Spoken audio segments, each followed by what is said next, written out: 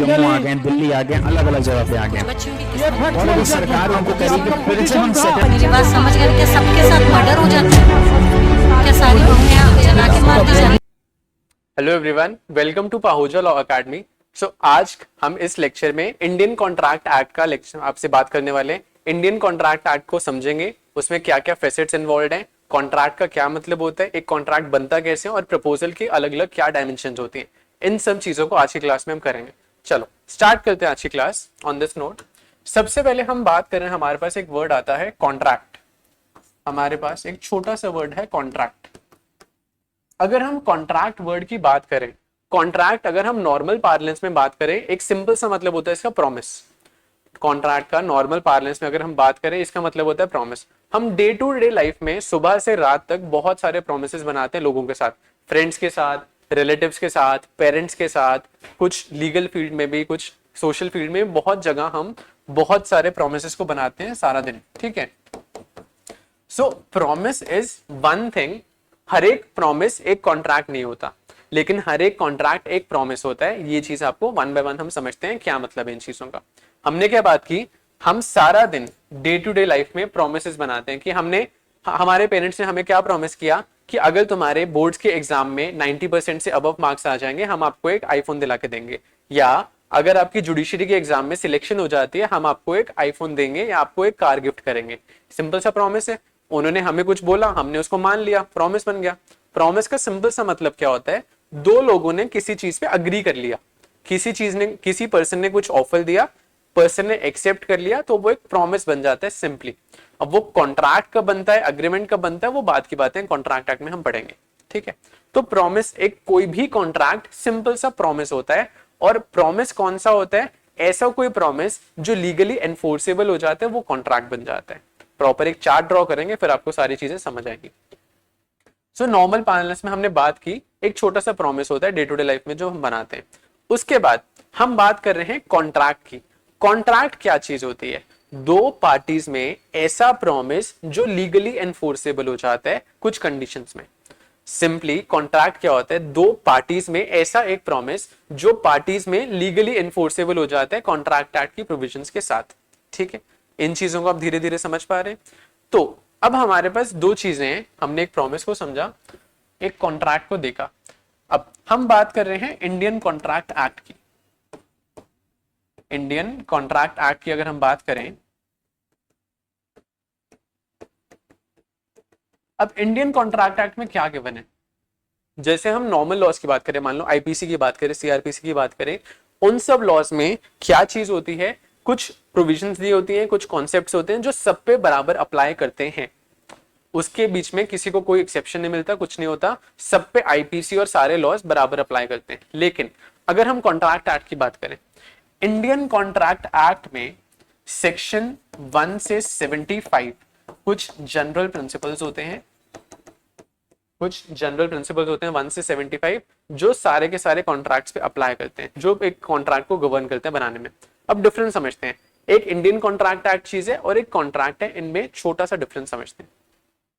Indian contract act आपके लिए क्या कर रहा है, इंडियन कॉन्ट्रैक्ट एक्ट आपके लिए क्या चीज कर रहा है, आपको एक बाउंड्री दे देता है, एक लेवल प्लेइंग फील्ड दे देता है, आपको एक डायमेंशन दे देता है कि इस दायरे में रह के आप कुछ भी कॉन्ट्रैक्ट बना सकते हैं।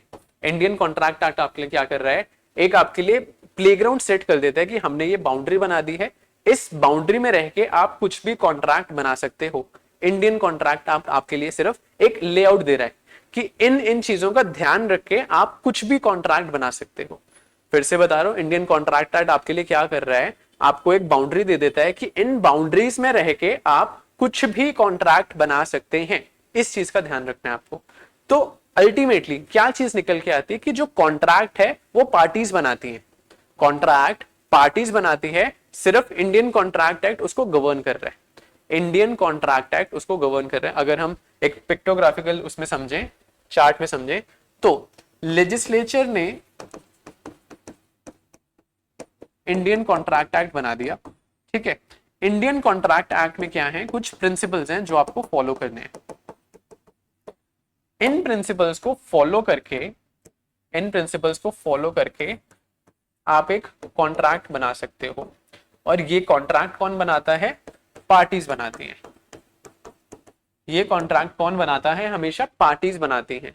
सो हमने क्या देखा, लेजिस्लेचर ने सिर्फ एक इंडियन कॉन्ट्रैक्ट एक्ट बना दिया और उसमें कुछ प्रिंसिपल्स को लिख दिया कि इन इन चीजों को ध्यान करके आपको कॉन्ट्रैक्ट को बनाना है, लेकिन कॉन्ट्रैक्ट हमेशा पार्टीज बनाती है। तो इंडिया में एक कॉन्सेप्ट है छोटा सा कि पार्टीज कुछ भी कॉन्ट्रैक्ट बना सकती हैं जो उनका मन करे। पार्टीज कुछ भी कॉन्ट्रैक्ट बना सकती हैं जो उनका मन करे। सो कॉन्सेप्ट आता है इंडिया में फ्रीडम ऑफ कॉन्ट्रैक्ट का। इंडिया में एक छोटा सा कॉन्सेप्ट आता है फ्रीडम ऑफ कॉन्ट्रैक्ट का, कि पार्टीज के पास पूरी की पूरी फ्रीडम है कॉन्ट्रैक्ट को बनाने की। वो अपने लेवल पे अपने विशेष के हिसाब से कुछ भी टर्म्स एंड कंडीशंस रख सकती हैं कॉन्ट्रैक्ट के लिए। कोई नहीं उनको मना करेगा, कोई उनको गाइड नहीं करेगा। कॉन्ट्रैक्ट एक्ट ने सिंपली आपको कुछ रूल्स एंड रेगुलेशंस दे दिए कि उन बेसिस पे आपको कॉन्ट्रैक्ट को बनाना है। ये चीज आप समझ पा रहे हैं होपफुली, ठीक है? ये चीज आप लोग सब समझ पा रहे होंगे। अगली चीज बात करते हैं, फ्रीडम ऑफ कॉन्ट्रैक्ट का क्या मतलब है। हमने एक बात की फ्रीडम ऑफ कॉन्ट्रैक्ट की। अब फ्रीडम ऑफ कॉन्ट्रैक्ट फ्रेज में दो चीजें हैं, फ्रीडम और कॉन्ट्रैक्ट। जब उस कॉन्ट्रैक्ट को बनाने के लिए आपके पास फ्रीडम है तो वो रूल एप्लीकेबल होता है इंडिया में। मतलब पार्टीज कॉन्ट्रैक्ट बना सकती हैं, ये चीज ठीक है, लेकिन क्या कॉन्ट्रैक्ट बना सकती हैं ये भी उनकी मर्जी है। पूरी की पूरी फ्रीडम है, पूरी की पूरी विशेस विल्स उनकी है। पार्टीज कैसा भी कॉन्ट्रैक्ट बना सकती हैं। सपोज एग्जांपल लेते हैं छोटा सा, मान लेते हैं एक प्रॉपर्टी की बात है, एक इमूवेबल प्रॉपर्टी है 1 करोड़ रुपीस की। ए ने उसको बेचना है और बी को उसको खरीदना है। इन दोनों पार्टीज ने कॉन्ट्रैक्ट किया कि मुझे आपकी प्रॉपर्टी को खरीदना है, ठीक है? अब उस प्रॉपर्टी की मार्केट वैल्यू है 1 करोड़ रुपीस। तो उस प्रॉपर्टी को ए 1 करोड़ में बेचे, 10 लाख में बेचे, 10,000 में बेचे या 1 रुपए में बेचे, एक ही मर्जी है। कोई नहीं उसको मना करेगा कि आप इस प्रॉपर्टी को इससे नीचे नहीं बेच सकते। अगेन एक ही प्रॉपर्टी है, ए और बी आपस में कॉन्ट्रैक्ट बना रही हैं, तो उस कॉन्ट्रैक्ट में क्या टर्म्स हैं, कुछ भी है, दोनों की प्रेरोगेटिव है, अपने हिसाब से डिसाइड कर सकती हैं। कोई उनको गाइड नहीं करेगा कि आप इस प्रॉपर्टी को इससे नीचे नहीं बेच सकते। कोई उनको ये नहीं बोलेगा कि आपको इस प्रॉपर्टी को इतने का ही बेचना है। ऐसा कुछ नहीं होगा। पार्टीज के पास कंप्लीट फ्रीडम है, कुछ भी कर सकती हैं। The only thing is parties जब भी कॉन्ट्रैक्ट बना रही हैं उनको सेक्शन 1 से 75 इंडियन कॉन्ट्रैक्ट एक्ट के जो प्रिंसिपल्स हैं उनका ध्यान रखना है। सिंपली उनका ध्यान रखना है, उनको ध्यान में रखते हुए आपको कॉन्ट्रैक्ट बनाना है। मतलब अब इनमें कुछ प्रिंसिपल्स हैं, जैसे एक बेसिक सी चीज आपने सुनी होगी कि agreement with a minor is void. ये चीज आपने सुनी होगी कभी ना कभी कॉलेज में अपने, कि agreement with a minor is void. ये बेसिक सा कॉन्सेप्ट होता है। या किसी भी कॉन्ट्रैक्ट में एक कंसिडरेशन होनी चाहिए और कंसिडरेशन लॉफुल होनी चाहिए, जो ऑब्जेक्ट होता है वो चीजें लॉफुल होनी चाहिए। ये सब बेसिक से प्रिंसिपल हैं जो 1 से 75 में हम बात करेंगे डिटेल में। तो अब जब आप कॉन्ट्रैक्ट बना रहे हो, आप कॉन्ट्रैक्ट बना सकते हो फ्रीली, लेकिन आप माइनर के साथ कॉन्ट्रैक्ट नहीं बना सकते। आप जब भी कॉन्ट्रैक्ट बना रहे हो तो आपको उस कॉन्ट्रैक्ट में कुछ ना कुछ कंसिडरेशन रखनी पड़ेगी। आप जब भी कॉन्ट्रैक्ट बना रहे हो तो आपकी कंसिडरेशन या ऑब्जेक्ट वैलिड होना चाहिए, लॉफुल होना चाहिए, तभी वो कॉन्ट्रैक्ट वैलिड होगा। सो कुल मिला के कंक्लूजन ये है इस छोटी सी डिस्कशन का, कॉन्ट्रैक्ट एक्ट आपको एक प्लेग्राउंड दे देता है। उस प्लेग्राउंड में पार्टीज कैसे भी खेल सकती हैं, कोई दिक्कत नहीं है। कॉन्ट्रैक्ट एक्ट ने आपको एक छोटा सा प्लेग्राउंड दे दिया, उसमें पार्टीज ए बी कैसे भी खेलें, सी डी कैसे भी खेलें, ई एफ कैसे भी खेलें, कोई उनको बोलेगा नहीं, कोई उनको रोकेगा नहीं, कोई उनको टोकेगा नहीं। ये बेसिक सा चीज है जो फ्रीडम ऑफ कॉन्ट्रैक्ट की हम बात कर रहे हैं, ठीक है? तो इन जनरल प्रिंसिपल्स को हम पूरे कॉन्ट्रैक्ट एक्ट में डिटेल में पढ़ते हैं। अब जनरल प्रिंसिपल्स की बात करें, आईसीए में सेक्शन 1 से 75 में हमने बात की, कुछ जनरल प्रिंसिपल्स आते हैं, ठीक है? इंडिया में कॉन्ट्रैक्ट जो बनता है वेरियस लॉज में बनता है। एग्जांपल, इंडिया में जो कॉन्ट्रैक्ट बनता है वेरियस लॉज में बनता है। बेस्ट एग्जांपल अगर हम आईसीए की बात ही करें, आईसीए में आपको स्पेशल कॉन्ट्रैक्ट्स दिखते होंगे। आईसीए में आपको स्पेशल कॉन्ट्रैक्ट्स दिखते हैं, indemnity, bailment, agency, guarantee, pledge, ये सब स्पेशल कॉन्ट्रैक्ट्स हैं। उसके बाद कॉन्ट्रैक्ट्स और क्या बनते हैं, अगर हम सेल की बात करें, सेल की ट्रांजैक्शन छोटा सा कॉन्ट्रैक्ट होती है। अगर हम इमूवेबल प्रॉपर्टी की सेल कर रहे हैं वो टीपीए में जाती है, मूवेबल प्रॉपर्टी की सेल कर रही है वो सेल ऑफ गुड्स एक्ट में जाती है। तो टीपीए में भी कुछ कॉन्ट्रैक्ट्स बनते हैं, सेल ऑफ गुड्स एक्ट में भी कुछ कॉन्ट्रैक्ट बनते हैं। अगर हम पार्टनरशिप एक्ट की बात करें तो पार्टनरशिप जो खुद से बनती है, पार्टनरशिप हमेशा एक कॉन्ट्रैक्ट से बनती है, स्टेटस से कभी नहीं बनती। जब हम पार्टनरशिप एक्ट पढ़ेंगे वहां पे ये चीज दी हुई है।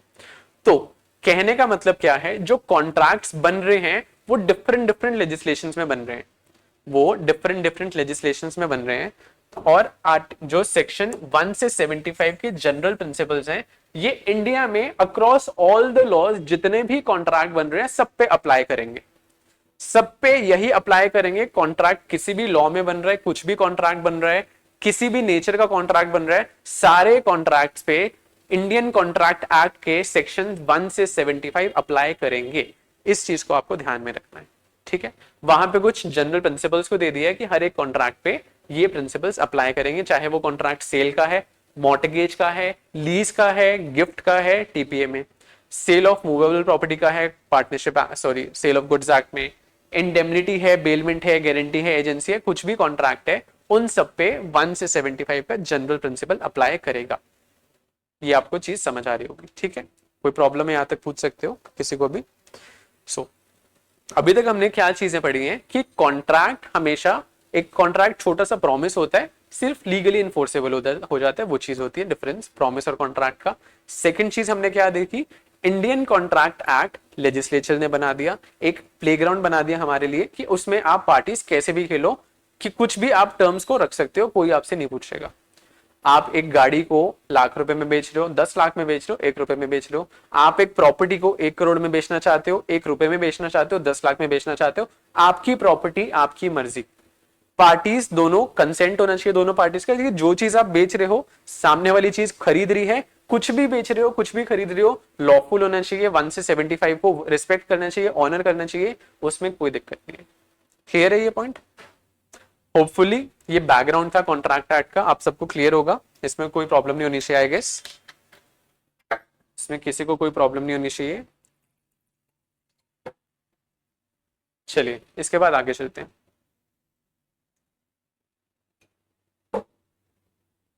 तो हमने कॉन्ट्रैक्ट का बेसिस देख लिया कि कॉन्ट्रैक्ट क्या होता है। अब हम बात करेंगे कि एक कॉन्ट्रैक्ट बनता कैसे। अब हम एक छोटी सी चीज समझेंगे, एक कॉन्ट्रैक्ट बनता कैसे, प्रोसीजर की बात करते हैं। चलिए किसी भी कॉन्ट्रैक्ट के लिए पहला स्टेप होता है प्रपोजल। हम बात करें stages of formation of a contract, stages of formation of contract की बात करते हैं। पहली स्टेज होती है प्रपोजल। एग्जाम्पल लेके चलते हैं। सपोज करो ए पर्सन है, ए पर्सन के पास एक फॉर्च्यूनर गाड़ी है उसकी खुद की, उसको वो गाड़ी बेचनी है, ठीक है। ए पर्सन के पास एक ब्लैक कलर की फॉर्च्यूनर गाड़ी है, उसको वो गाड़ी बेचनी है, ठीक है। तो वो एक बी पर्सन को प्रपोजल देगा कि मेरे पास ये गाड़ी है फॉर्च्यूनर कार, मैं अपनी ब्लैक फॉर्च्यूनर कार को आपको 10 लाख रुपए में बेचना चाहता हूं, मैं अपनी ब्लैक फॉर्च्यूनर कार को 10 लाख रुपए में बेचना चाहता हूं। ये छोटा सा प्रपोजल गया पार्टी के पास, ठीक है। तो प्रपोजल खुद में एक मेयर स्टेटमेंट होती है कि एक हवा में आपने स्टेटमेंट दे दी किसी इंटेंशन के साथ। अब प्रपोजल में अगर हम एक्सेप्टेंस को जोड़ देते हैं, प्रपोजल में अगर हम एक्सेप्टेंस को जोड़ देते हैं, मतलब ए ने बी को प्रपोजल दिया था कि मैं अपनी ब्लैक फॉर्च्यूनर गाड़ी आपको 10 लाख रुपए में बेचना चाहता हूं। अब अगर इस प्रपोजल को बी एक्सेप्ट कर लेता है इन द सेम मैनर, जो प्रपोजल आया था सेम प्रपोजल को अगर बी एक्सेप्ट कर लेता है, ये क्या बन जाता है, एक प्रॉमिस। ये बन जाता है एक प्रॉमिस। अभी तक ये प्रॉमिस है, अभी तक सिंपली एक प्रॉमिस है। ए ने बी को बोला मैं अपनी फॉर्च्यूनर गाड़ी बेचना चाहता हूं, क्या आप खरीदोगे? बी ने बोल दिया ठीक है मैं आपकी गाड़ी खरीदना चाहता हूं। छोटा सा प्रॉमिस बना, अभी तक और कुछ नहीं होगा। यहां पे इन्फोर्सेबिलिटी की कोई बात नहीं है, सिंपली एक प्रॉमिस है, ठीक है। अब इस प्रॉमिस के साथ अगर हम कंसिडरेशन ऐड कर देते हैं, इस प्रॉमिस के साथ अगर हम कंसिडरेशन ऐड कर देते हैं,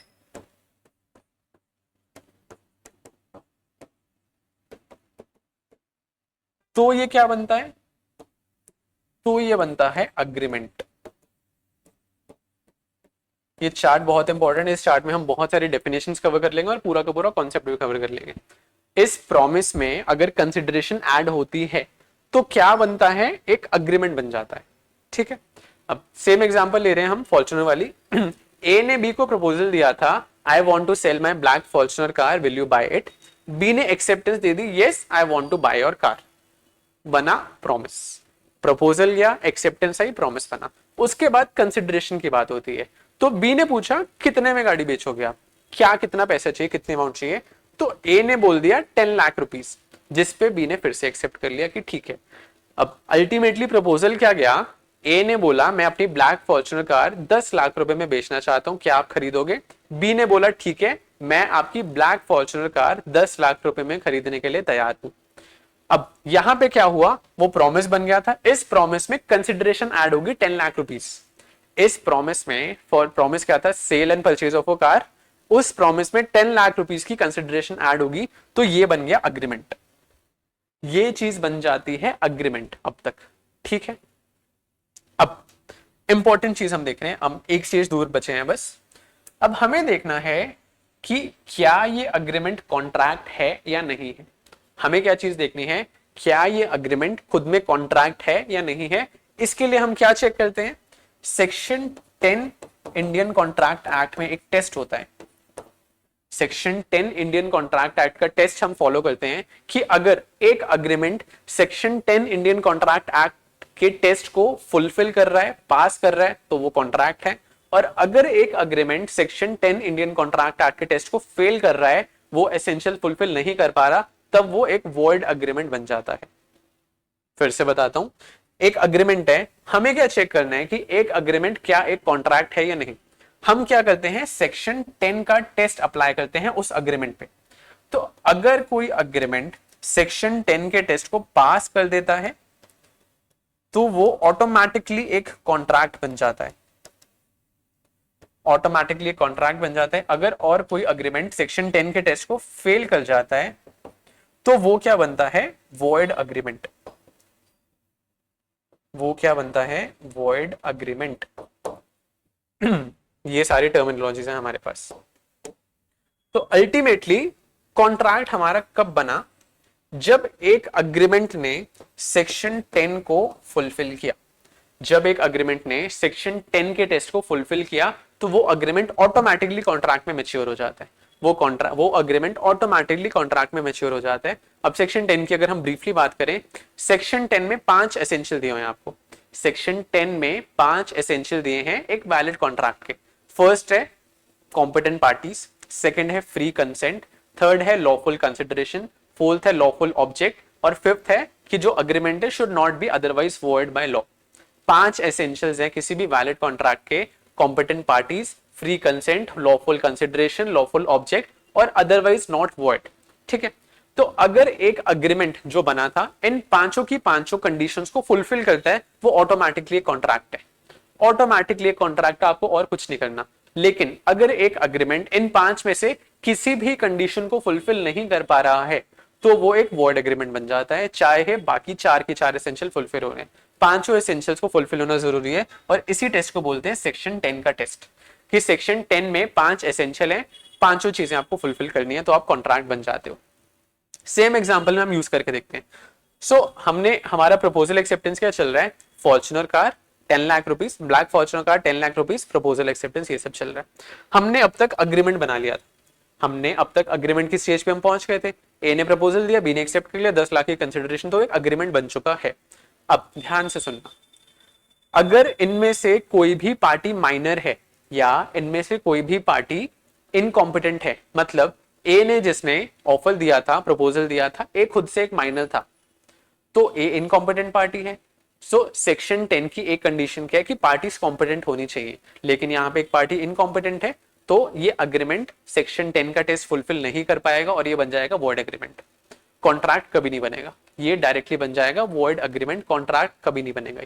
सेकेंड एग्जाम्पल लेते हैं, हमने पढ़ा फ्री कंसेंट। तो एक सिचुएशन है छोटी सी, मान लो ए बी को प्रपोजल देता है और ए बी पे कुछ कोर्जन अप्लाई करते हैं, फ्रॉड अप्लाई करते हैं और डिसीव करके बी से एक्सेप्टेंस ले लेता है। ए ने बी पे फ्रॉड किया, डिसीव करके ए ने बी से कंसेंट ले ली, ठीक है। तो यहां पे भी जो आपकी कंसेंट है फ्री कंसेंट नहीं होती है, यहां पे भी आपकी जो कंसेंट है फ्री कंसेंट नहीं होती है, तो यहां पे भी सेक्शन 10 फुलफिल नहीं होता और ये भी बन जाएगा वॉइड एग्रीमेंट। तो ऐसे अलग अलग सिचुएशंस है। लेकिन ऑन दी अदर हैंड हम बात कर रहे हैं प्रपोजल एक्सेप्टेंस, प्रॉमिस और अग्रीमेंट की। इस अग्रीमेंट में जो बना, ए भी मेजर है, बी भी मेजर है, दोनों पार्टीज कॉम्पिटेंट है, दोनों पार्टीज का फ्री कंसेंट है, पार्टी जो कंसिडरेशन और ऑब्जेक्टिव लॉफुल है, वो दिख रहा है हमें कि गाड़ी की सेल परचेज हो रही है, वो लॉफुल है, उसमें कोई दिक्कत नहीं है। और पांचवी चीज है कि जो ये अग्रीमेंट है अदरवाइज वॉइड नहीं होना चाहिए, जो कि नहीं है। तो जब ये पांचों चीजें फुलफिल हो रही हैं तो ये वाला जो अग्रीमेंट है ऑटोमेटिकली कॉन्ट्रैक्ट बन जाएगा। सो जो हमने प्रपोजल दिया था ए पर्सन ने कि I want to sell my black Fortuner car for 10 lakh rupees, will you buy it, जब बी ने उसको एक्सेप्ट कर लिया फॉर कंसिडरेशन, वो अग्रीमेंट ऑटोमेटिकली एक कॉन्ट्रैक्ट बन जाता है, प्रोवाइडेड पार्टीज मेजर हैं, कॉम्पिटेंट है और फ्री कंसेंट थी वहां पे। ये पूरी की पूरी कहानी है, पूरा का पूरा कॉन्सेप्ट जो आप समझ पा रहे होंगे कि कॉन्ट्रैक्ट बनता कैसे है, इस प्रोसेस से बनता है। तो कॉन्ट्रैक्ट के लिए फर्स्ट स्टेप क्या होता है? हमेशा प्रपोजल। किसी भी कॉन्ट्रैक्ट को बनने के लिए एक फर्स्ट स्टेप क्या होता है? हमेशा प्रपोजल। प्रपोजल से सारी कहानी शुरू होती है, कॉन्ट्रैक्ट पे आके खत्म हो जाती है। ठीक है, तो प्रपोजल को बोला जाता है, proposal is the first step in the formation of a contract. इस चीज को आप याद रखिएगा please. Proposal is the first step in the formation of a contract. ठीक है, अब यहां पे इस चार्ट से हम कुछ डेफिनेशंस को रीड करते हैं। एक मिनट बस, कॉन्ट्रैक्ट एक्ट मुझे ओपन करने दो।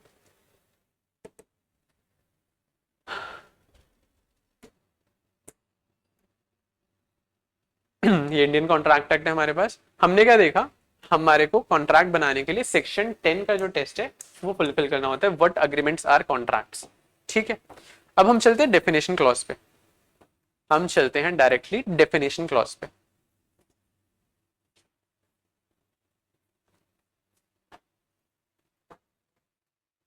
डेफिनेशन क्लॉज में आपको सेक्शन 2 दिखता है डेफिनेशंस में।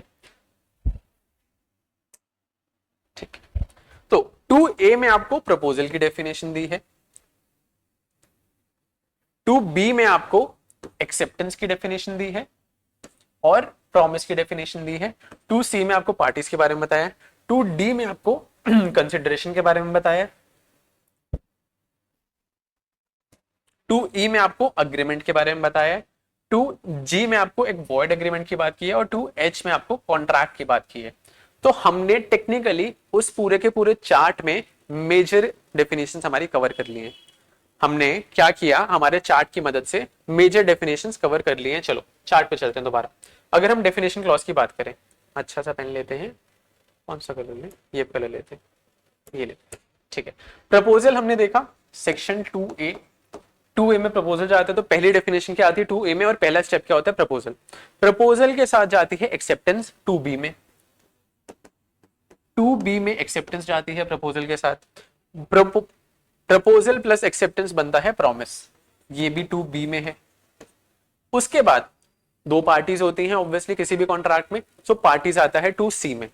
उसके बाद हमारा क्या है लाइन में, कंसिडरेशन जो आता है 2D में।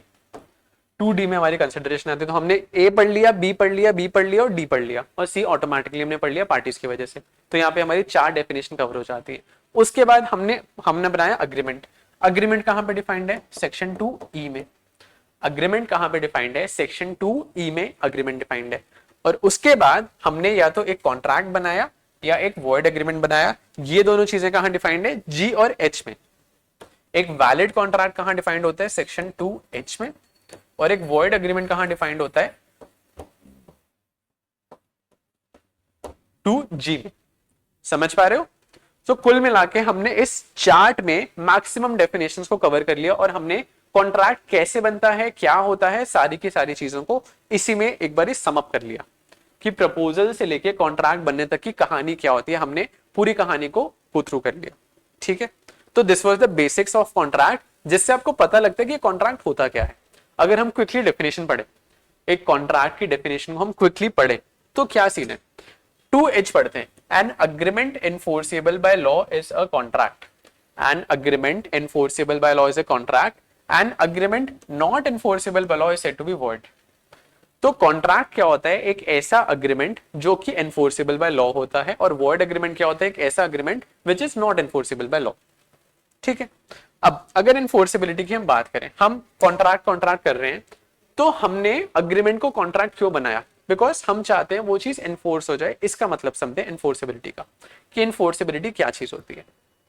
ठीक है, अब हमने शुरू में प्रॉमिस पढ़ा था, हमने बाद में कॉन्ट्रैक्ट पढ़ा, इन दोनों में क्या डिफरेंस होता है और अग्रीमेंट क्या होता है।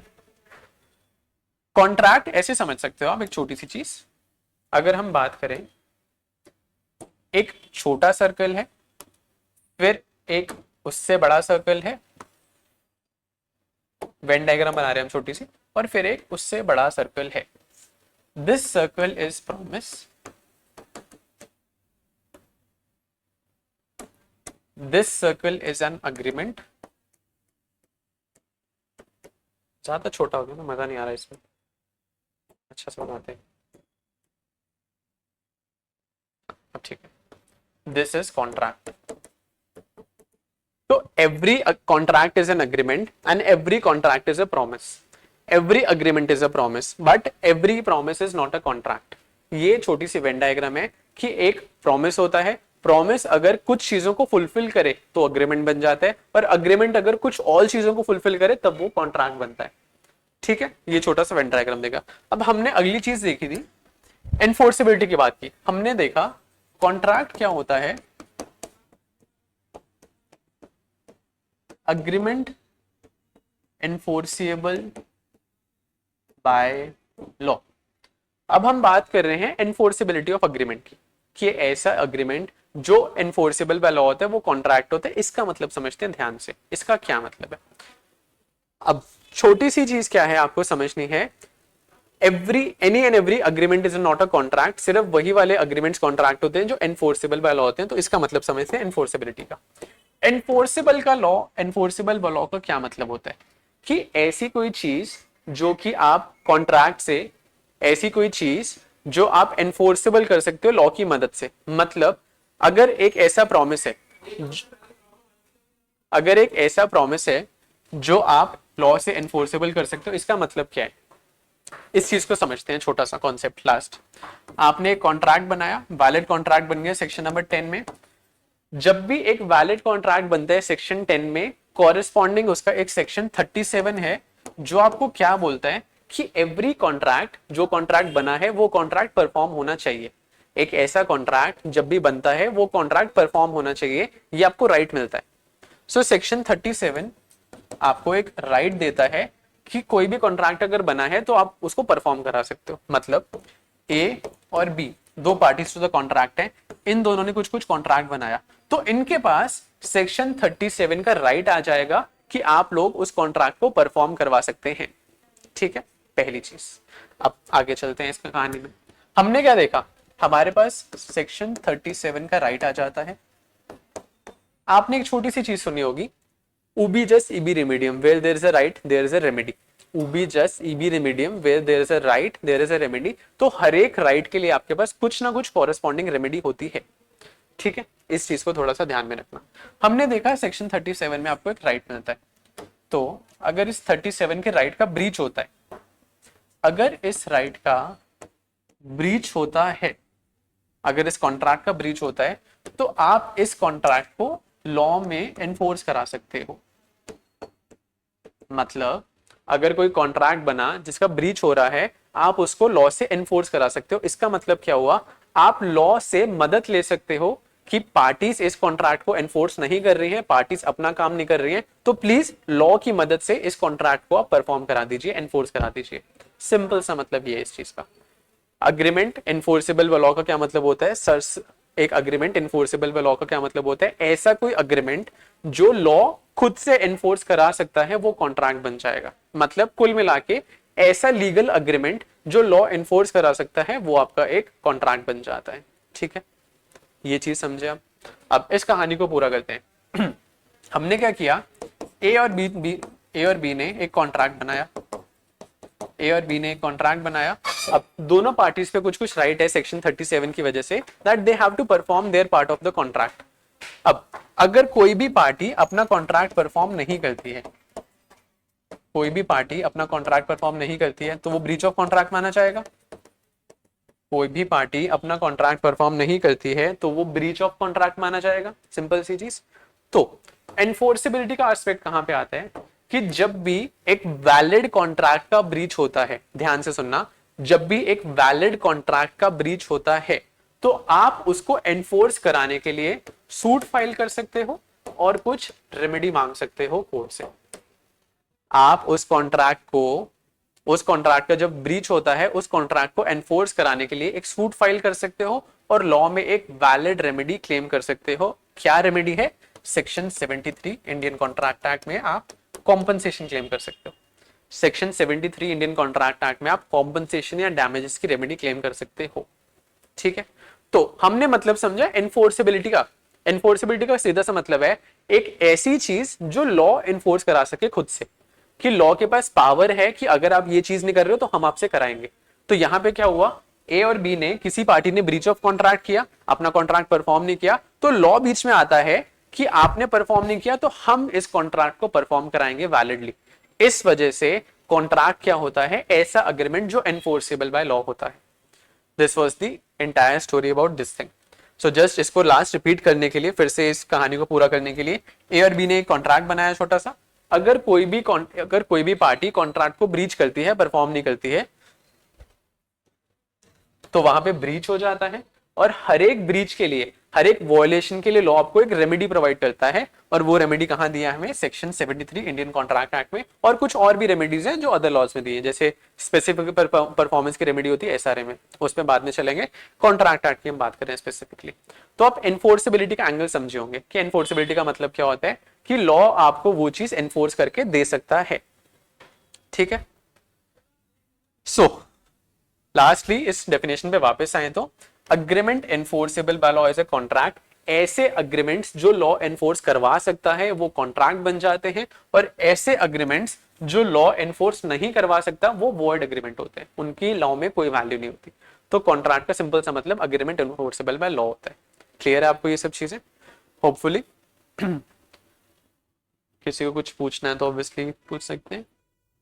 ठीक है, so this was the basics concept of Indian contract act. Next class में जब भी हम पढ़ते हैं, हम क्या कैसे कैसे पढ़ते हैं, अगर हम इंडेक्स पे चलें, कॉन्ट्रैक्ट एक्ट के, हमें क्या कुछ देखने को मिलता है। हमने सबसे पहले बात की थी प्रपोजल और एक्सेप्टेंस की। ठीक है, प्रपोजल और एक्सेप्टेंस की मतलब हमने यहां जाना प्रपोजल एक्सेप्टेंस का। उसके बाद इस चैप्टर में क्या आता है कि एक प्रपोजल और एक्सेप्टेंस कम्युनिकेट कैसे कैसे हो सकता है, एक प्रपोजल और एक्सेप्टेंस कम्युनिकेट कैसे हो सकता है, कब हो सकता है, और किन किन सर्कमस्टांसेस में कम्युनिकेट हो सकता है, ये चीज हम यहां पढ़ते हैं। देन सबसे इंपॉर्टेंट चीज आती है, हमने देखा सेक्शन 10। इसमें सेक्शन 10 आता है। सेक्शन 10 में हमने 5 एलिमेंट्स को देखा था, competency of party, free consents, lawful consideration, lawful object और वॉइड एग्रीमेंट्स। इन 5 चीजों को देखा। तो आगे सेक्शन नंबर 11 से लेके 30 11 से लेके 30 तक इन पांचों एलिमेंट्स को ही ब्रॉडली डिस्कस करता है। जैसे पहला एलिमेंट है कॉम्पिटेंसी ऑफ पार्टी, तो कॉम्पिटेंसी ऑफ पार्टी आपको 11-12 में दिखता है। देन सेकंड एलिमेंट है फ्री कंसेंट, 13 से लेके 22 तक आपको फ्री कंसेंट दिखता है सेकंड एलिमेंट। 23 में आपको थर्ड और फोर्थ एलिमेंट दिखता है, लॉफुल कंसिडरेशन, लॉफुल ऑब्जेक्ट। और उसके बाद पांचवा इंग्रेडिएंट जो हम कर रहे थे वॉइड एग्रीमेंट्स, वो आपको 24 से लेके 30 तक मिलता है। तो सेक्शन 10 में जो 5 इंग्रेडिएंट्स हैं, 11 से लेके 30 तक सिर्फ उन्हीं को ब्रॉडली एक्सप्लेन किया गया है कि क्या चीज होती है कॉम्पिटेंसी, कंसेंट, वॉइड एग्रीमेंट्स और लॉफुल कंसिडरेशन, लॉफुल ऑब्जेक्ट, क्या क्या चीजें होती हैं, इनको हम पढ़ेंगे अगली क्लास में। ठीक है, सो होपफुली आपको कॉन्ट्रैक्ट का मतलब समझ आया, एक प्रोसीजर समझ आया। इस चार्ट को हमेशा दिमाग में रखना जो हमने बनाया था। इस चार्ट से आपका सारा का सारा कॉन्सेप्ट क्लियर होता है। प्रपोजल देने से लेके कॉन्ट्रैक्ट के बनने तक की पूरी ट्रांजैक्शन, पूरी जर्नी हमने यहाँ पे की थी, और इसी एक चार्ट से आपकी सारी की सारी डेफिनेशंस भी कवर हो जाती हैं। ठीक है, चलिए, ऑल राइट, होपफुली आपको ये सब चीजें क्लियर होंगी। जब भी आपकी क्लास होगी नेक्स्ट, उसमें हम अगले इंग्रेडिएंट को 1 बाय 1 इशू करते हैं। हम सबसे पहले प्रपोजल को पढ़ते हैं, प्रपोजल को डिटेल में देखते हैं, फिर एक्सेप्टेंस को डिटेल में देखते हैं, कंसिडरेशन, जो भी एक एक वर्ड लिखे हैं उनको हम डिटेल में करते हैं हर एक अपनी क्लास में।